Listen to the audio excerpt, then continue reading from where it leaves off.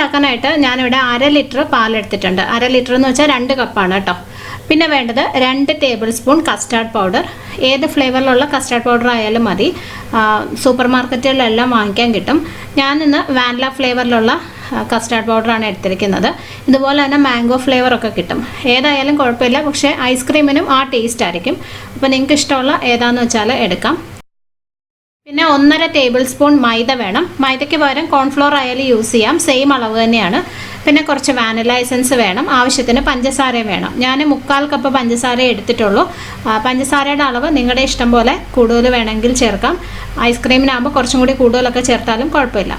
അപ്പോൾ ആദ്യം ഈ ഇരിക്കുന്ന കസ്റ്റാർഡ് പൗഡറിലേക്ക് 1/2 കപ്പ് പാൽ ഒഴിക്കുവാണ്. 2 കപ്പ് പാലാണ് എടുത്തിട്ടുള്ളത്. അതിനകത്തുനിന്ന് 1/2 കപ്പ് ഇതിനകത്തേക്ക് ഒഴിക്കാം. എന്നിട്ട് നന്നായിട്ടൊന്ന് മിക്സ് ചെയ്തെടുക്കാം. കട്ടയൊന്നുമില്ലാതെ മിക്സ് ചെയ്യണം. ഇതിനകത്തേക്ക് ഞാൻ ഈ മൈദയും കൂടി ഇടുവാണേ. മൈദയായാലും കോൺഫ്ലോർ ആയാലും ഈ സമയത്ത് തന്നെയാണ് ചേർക്കേണ്ടത്. കസ്റ്റാർഡ് പൗഡറിലേക്ക് ഇട്ട് മിക്സ് ചെയ്ത് എടുക്കുക. പറ്റുന്നിടത്തോളം കട്ടയില്ലാതെ മിക്സ് ചെയ്യണം. കുറച്ചൊക്കെ കിടന്നാലും കുഴപ്പമില്ല, കാരണം നമ്മളിത് നന്നായിട്ടൊന്ന് അരിച്ചും കൂടി എടുക്കുന്നുണ്ട്. അപ്പോൾ ഇത് ഞാൻ ജസ്റ്റ് ഒന്ന് അരിച്ചെടുക്കുവാണ്. എന്തെങ്കിലും കട്ടകളുണ്ടെങ്കിൽ പോകാനായിട്ടാണ് കേട്ടോ. കസ്റ്റാർഡ് പൗഡർ പെട്ടെന്ന് അങ്ങ് മിക്സ് ആവും. മൈദയാണ് കുറച്ചിങ്ങനെ കട്ട പിടിച്ച് കിടക്കുന്നത്. അപ്പോൾ ഇതുപോലെ ഒന്ന് അരിച്ചെടുക്കാം. അപ്പോൾ ഇത് റെഡി ആയിട്ടുണ്ട്. ഇനി നമുക്ക് ഐസ്ക്രീം ഉണ്ടാക്കാൻ തുടങ്ങാം. ഞാനൊരു പാൻ വെച്ചിട്ടുണ്ട്. അതിനകത്തേക്ക് ബാക്കിയുള്ള പാല് ചേർക്കാം. 1.5 കപ്പ് പാൽ ഒഴിക്കാം. ഇതിനകത്തോട്ട് ആവശ്യത്തിനുള്ള പഞ്ചസാരയും ചേർക്കാം. ഞാൻ നേരത്തെ പറഞ്ഞല്ലോ 1/4 കപ്പേ എടുത്തിട്ടുള്ളൂ. അപ്പോൾ കുറച്ചും കൂടി മധുരം വേണമെങ്കിൽ 1 കപ്പോ 1.25 കപ്പോ ഒക്കെ ചേർക്കാം കേട്ടോ. ഞാനൊരല്പം മധുരം കുറവാണ് ചേർത്തതന്നേ ഉള്ളൂ. ഐസ്ക്രീം ആകുമ്പം പഞ്ചസാര കുറച്ച് ഒരു ഇച്ചിരി മധുരം ഉണ്ടായാലും കുഴപ്പമൊന്നുമില്ല. അപ്പോൾ ഈ പഞ്ചസാര നന്നായിട്ടങ്ങ് അലിഞ്ഞു കഴിഞ്ഞിട്ട് ഈ പാല് ചെറുതായിട്ടൊന്ന് തിളച്ച് വരണം. ഫുള്ള് നിങ്ങൾ ഇളക്കേണ്ട ആവശ്യമില്ല കേട്ടോ. ആ പഞ്ചസാര ഒന്ന് അലിഞ്ഞു കഴിയുമ്പോൾ വെറുതെ വെച്ചാൽ മതി. പാല് തിളച്ച് വരണം. പാലിപ്പോൾ കണ്ടോ ചെറുതായിട്ടിങ്ങനെ തിള വന്ന് തുടങ്ങിയിട്ടുണ്ട്. ഇത്രയും മതി കേട്ടോ. ഇത് തിളച്ച് പൊങ്ങാൻ പാടില്ല. അപ്പോൾ ഞാൻ തീ നന്നായിട്ടങ്ങ് കുറച്ച് വെക്കുവാണ്. ഇനി ഇതിനകത്തേക്ക് 1 ടീസ്പൂൺ വാനില എസൻസ് ഒഴിച്ചു കൊടുക്കാം. ഒന്ന് നന്നായിട്ട് മിക്സ് ചെയ്യാം. ഇനി ഇതിനകത്തേക്ക് ഉടനെ തന്നെ നമ്മൾ നേരത്തെ മിക്സ് ചെയ്ത് വെച്ച കസ്റ്റാർഡ് പൗഡറും മൈദയും കൂടി എടുത്തു വെച്ചല്ലോ, അതും കൂടി ഒഴിച്ചു കൊടുക്കാം. എന്നിട്ട് പെട്ടെന്ന് തന്നെ ഇളക്കണം കേട്ടോ. കസ്റ്റാർഡ് പൗഡറും മൈദയും കൂടി ചേർത്ത് കഴിഞ്ഞാൽ ഇത് ഉടനെ തന്നെ കുറുകാൻ തുടങ്ങും. അപ്പോൾ അതുകൊണ്ട് കൈയെടുക്കാതെ പെട്ടെന്ന് തന്നെ അങ്ങ് ഇളക്കണം, കട്ട പിടിക്കരുത്. അപ്പോൾ ഇത് കണ്ടോ ഇപ്പോൾ തന്നെ അങ്ങ് കുറുകാൻ തുടങ്ങിയിട്ടുണ്ട്. ഒത്തിരി കുറുകേണ്ട ആവശ്യമില്ല.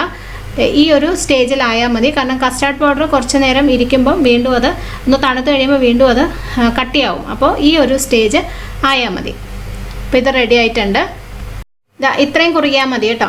അപ്പോൾ ഞാൻ സ്റ്റവ് ഓഫ് ചെയ്തു. ഇനി ഉടനെ തന്നെ ഇത് നമുക്കൊരു ബൗളിലേക്ക് ഒഴിച്ചു വെക്കാം. നിങ്ങൾ ഐസ്ക്രീം സെറ്റ് ചെയ്യാൻ വെക്കുന്ന ബൗളിലങ്ങ് ഒഴിച്ചു വെച്ചാൽ മതി കേട്ടോ. ഏത് പാത്രം ആയാലും കുഴപ്പമില്ല, ചൂട് ഒഴിക്കാൻ പറ്റുന്ന പാത്രം ആയിരിക്കണം, അത്രേ ഉള്ളൂ കേട്ടോ. അപ്പോൾ ഇനി ഇത് ഒന്ന് തണുക്കാനായിട്ട് മാറ്റി വെക്കാം. നല്ല ചൂടാണല്ലോ. തണുത്ത് കഴിഞ്ഞിട്ടാണ് നമ്മൾ ഫ്രിഡ്ജിലെടുത്ത് വെക്കേണ്ടത്. അപ്പോൾ കസ്റ്റാർഡിൻ്റെ ചൂട് ഇപ്പോൾ നന്നായിട്ട് മാറിയിട്ടുണ്ട്. ഇപ്പോൾ ഇതിൻ്റെ മുകളിൽ ഇങ്ങനെ ഒരു പാട പിടിച്ചിട്ടുണ്ടാവേ, കണ്ടോ ഇതുപോലെ. ഇത് നിങ്ങൾ കളയേണ്ട ആവശ്യമില്ല. ഇതുപോലെ തന്നെ അങ്ങ് ഫ്രീസറിലെടുത്ത് വെച്ചാൽ മതി. കുറച്ച് സമയം ഒരു 3 മണിക്കൂർ വെച്ച് കഴിഞ്ഞിട്ട് നമ്മൾ ഒന്നും കൂടി ഇത് മിക്സിയിലിട്ട് നന്നായിട്ടൊന്ന് അടിച്ചെടുക്കും. അപ്പോൾ അതുകൊണ്ട് തന്നെ ആ പാട അങ്ങനെ ഇരുന്നാലും കുഴപ്പമൊന്നുമില്ല. കസ്റ്റാർഡിൻ്റെ ചൂട് മാറിക്കഴിയുമ്പോൾ ഇതുപോലെ തന്നെ നന്നായിട്ടൊന്ന് കവർ ചെയ്ത് അങ്ങ് ഫ്രീസറിൽ വെച്ചാൽ മതി. ഞാൻ ജസ്റ്റ് ഇതൊരു അലൂമിനിയം ഫോയിൽ വെച്ച് നന്നായിട്ടങ്ങ് കവർ ചെയ്ത് വെക്കുകയാണ് കേട്ടോ. ഞാൻ പറഞ്ഞല്ലോ ഇത് നിങ്ങൾക്ക് നിങ്ങളുടെ കയ്യിലുള്ള ഏത് പാത്രത്തിൽ വേണമെങ്കിലും എടുത്ത് വയ്ക്കാം. അതുകൊണ്ട് ഇപ്പോൾ അടപ്പുള്ള പാത്രമാണെങ്കിൽ അതുപോലെ അടച്ചങ്ങ് ഫ്രീസറിൽ വെച്ചാൽ മതി. അപ്പോൾ ഇത് നന്നായിട്ട് കവർ ചെയ്തു. ഇതിനെ നമുക്ക് 3 മണിക്കൂർ ഫ്രീസറിൽ വെക്കാം. ഞാനിപ്പോൾ ഐസ്ക്രീം വെച്ചിട്ട് 2 മണിക്കൂറായി. ഇനി ഈ മിക്സിയുടെ ജാറും കൂടി ഞാനൊന്ന് ഫ്രിഡ്ജിലോട്ട് വെക്കുവാണ് കേട്ടോ. ഒരു 1 മണിക്കൂർ ഈ ജാറും കൂടി ഒന്ന് ഫ്രിഡ്ജിലോട്ട് വെക്കാം. ഫ്രീസറിൽ വെക്കണമെന്നില്ല, ഫ്രിഡ്ജിൻ്റെ താഴത്തെ തട്ടിൽ വെച്ചാൽ മതി. ഇത് നമ്മൾ ഈ ഐസ്ക്രീം മിക്സിയിലിട്ട് അടിക്കുമ്പോൾ അതൊട്ടും ചൂടാവാതിരിക്കാനായിട്ടാണ് ഈ ജാറും കൂടി ഒന്ന് ഫ്രിഡ്ജിൽ വെച്ച് നന്നായിട്ട് തണുപ്പിച്ചെടുക്കുന്നത്. അപ്പോൾ നമുക്ക് ഫ്രിഡ്ജിലോട്ട് വെക്കാം. ഒരു 1 മണിക്കൂർ അതവിടെ ഇരിക്കട്ടെ. ഇനി ഐസ്ക്രീമിൽ ചേർക്കാനായിട്ട് ഞാനൊരു കാഷ്യൂ ക്യാരമൽ ക്രഷും കൂടി ഉണ്ടാക്കുന്നുണ്ട് കേട്ടോ. ഇത് ഓപ്ഷണലാണ്, നിങ്ങൾക്ക് വേണ്ടാന്നുണ്ടെങ്കിൽ ഇത് ഒഴിവാക്കാം. ഞാൻ ജസ്റ്റ് ഐസ്ക്രീം കഴിക്കുമ്പം ഇടയ്ക്ക് എന്തെങ്കിലും ഇങ്ങനെ കടിക്കാൻ കിട്ടുമ്പോൾ നല്ലതാണല്ലോ, അതിന് വേണ്ടിയിട്ട് മാത്രം ചേർക്കുന്നതാണ്. നിങ്ങൾക്ക് വേണ്ടെന്നുണ്ടെങ്കിൽ ഈ കാണിക്കുന്ന സ്റ്റെപ്പ് കംപ്ലീറ്റ് ആയിട്ട് ഒഴിവാക്കിയാൽ മതി കേട്ടോ. ഇതൊന്നും ചേർക്കാതെ തന്നെ നമ്മൾ ഉണ്ടാക്കി വെച്ച ഐസ്ക്രീം നല്ല ടേസ്റ്റാണ് കഴിക്കാൻ. അപ്പോൾ താല്പര്യം ഉണ്ടെങ്കിൽ മാത്രം ഇത് ചേർത്താൽ മതി. അപ്പോൾ ഞാനിന്ന് ക്രഷ് ഉണ്ടാക്കാനായിട്ട് ഏകദേശം ഒരു 1/4 കപ്പോളം പഞ്ചസാര എടുത്തിട്ടുണ്ട്.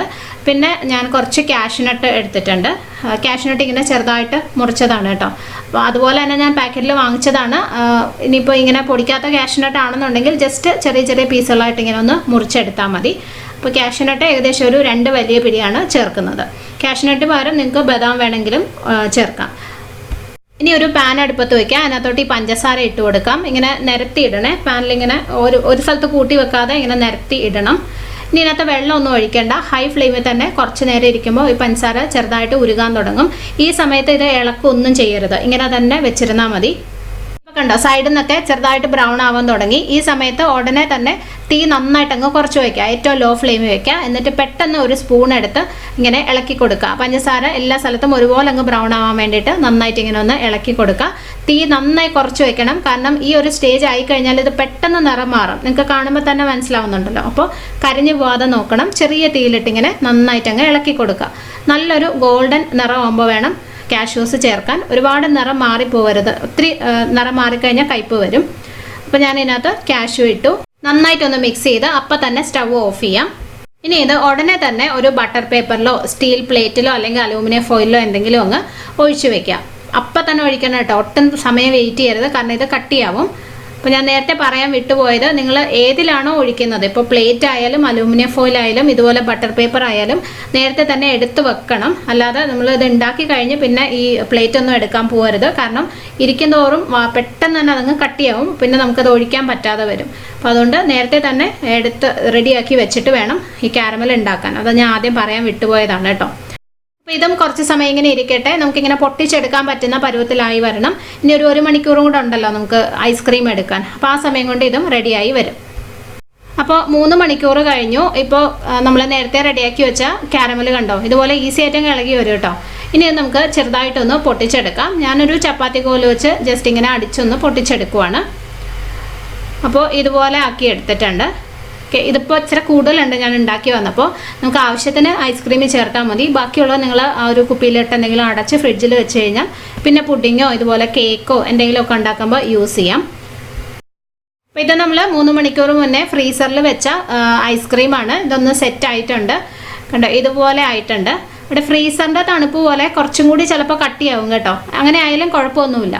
അപ്പോൾ അതെ, ഇനി നമുക്കിത് മിക്സിയിലിട്ടൊന്ന് അടിച്ചെടുക്കണം. അപ്പോൾ മിക്സിയുടെ ജാറ് നമ്മൾ ഫ്രിഡ്ജിൽ വെച്ചേക്കുമായിരുന്നു, അത് നല്ല തണുത്തിരിപ്പുണ്ട്. അതിനകത്തിട്ടിട്ട് നന്നായിട്ടൊന്ന് പൾസ് ചെയ്ത് എടുക്കണം.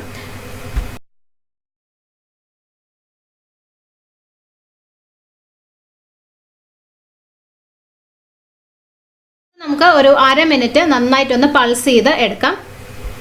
അപ്പോൾ നന്നായിട്ട് അടിച്ചെടുത്തത് വീണ്ടും ആ ബൗളിലോട്ട് തന്നെ ഒഴിച്ചു വെക്കുവാണ്.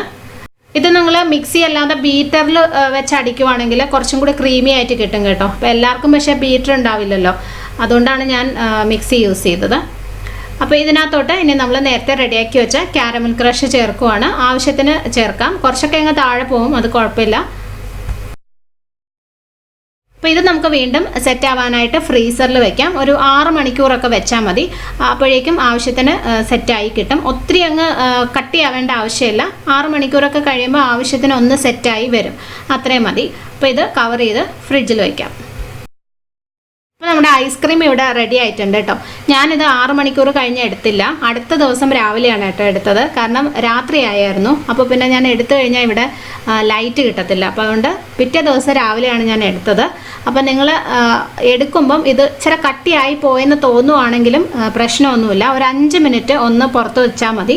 അപ്പോഴേക്കും പെട്ടെന്ന് തന്നെ അത് ആവശ്യത്തിന് അങ്ങ് സോഫ്റ്റ് ആയിക്കൊള്ളും. പിന്നെ എനിക്കിങ്ങനെ സ്കൂപ്പ് ചെയ്തെടുക്കുമ്പം ഫോട്ടോ ഒക്കെ എടുക്കുമ്പോൾ ഒരു ഭംഗി വേണമല്ലോ. അപ്പോൾ അതുകൊണ്ടാണ് ഞാൻ കുറച്ച് കട്ടിക്ക് തന്നെ സ്കൂപ്പ് ചെയ്തെടുത്തത്, എന്നാലേ ആ ഒരു ഷേപ്പ് കറക്റ്റായിട്ട് കിട്ടത്തുള്ളൂ. അപ്പോൾ നിങ്ങൾ ചെയ്യുമ്പോൾ അങ്ങനെ ചെയ്യണമെന്നില്ല. ഒരു 5 മിനിറ്റ് പുറത്ത് വെച്ച് ഒന്ന് സോഫ്റ്റ് ആക്കിയിട്ട് എടുത്താൽ മതി. അപ്പോൾ അതേ നല്ല അടിപൊളി ഐസ്ക്രീം ആയിട്ടുണ്ട്. പണ്ട് നമുക്ക് ഈ കടകളിലൊക്കെ ഐസ്ക്രീം പൗഡർ വാങ്ങിക്കാൻ കിട്ടുമായിരുന്നു. അത് വെച്ച് ഉണ്ടാക്കുന്ന ഐസ്ക്രീമിൻ്റെ സെയിം ടേസ്റ്റാണ് കേട്ടോ ഇത്. പക്ക അതേ ടേസ്റ്റ് തന്നെയാണ്. നമ്മളിപ്പോൾ ഈ റെഡിമെയ്ഡായിട്ട് വാങ്ങിക്കാൻ കിട്ടുന്ന ഐസ്ക്രീമിനോ അല്ലെങ്കിൽ ക്രീമും കണ്ടൻസ് മിൽക്കും കൊണ്ട് ഉണ്ടാക്കുന്ന ഐസ്ക്രീമിനോ ഒന്നും തന്നെ ആ ഐസ്ക്രീമിൻ്റെ ടേസ്റ്റ് ഇല്ല, പഴയ ഐസ്ക്രീമിൻ്റെ ആ ഒരു ടേസ്റ്റ് ഇല്ല. അപ്പോൾ വളരെ ഈസി ആയിട്ട് ഇതുപോലെ നല്ല ടേസ്റ്റി ആയിട്ടുള്ള ഐസ്ക്രീം നമുക്ക് വീട്ടിലുണ്ടാക്കാൻ പറ്റും. നിങ്ങൾ ട്രൈ ചെയ്യണം. ഇഷ്ടമാണെങ്കിൽ ഫ്രണ്ട്സുമായിട്ടും ഫാമിലിയായിട്ടൊക്കെ ഷെയർ ചെയ്യണം കേട്ടോ. ഫീഡ്ബാക്ക് അറിയിക്കാനും മറക്കരുത്. പിന്നെ നിങ്ങളെൻ്റെ ചാനൽ ഇതുവരെ സബ്സ്ക്രൈബ് ചെയ്തിട്ടില്ലെങ്കിൽ ചെയ്യാനും മറക്കല്ലേ. അപ്പോൾ ഇനി നമുക്ക് അടുത്തൊരു നല്ല റെസിപ്പി ആയിട്ട് ഉടനെ തന്നെ വീണ്ടും കാണാം. Bye. Thank you for watching.